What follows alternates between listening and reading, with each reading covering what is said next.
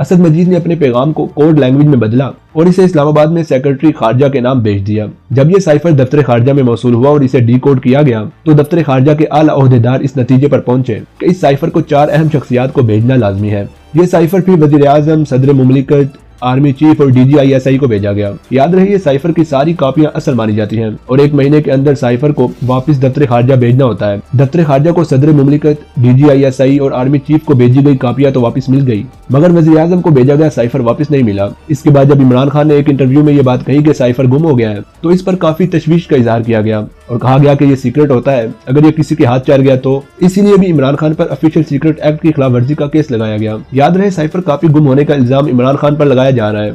खसूसी अदालत ने इमरान खान और शाह महमूद कुरैशी पर 13 दिसंबर सन 2023 को फर्द जुर्म आयद की थी और फिर इसके बाद रोजाना की बुनियाद पर ही इस केस की समाअत की जा रही थी। इस मुकदमे में मजमूई तौर पर 25 गवाहान को पेश किया गया।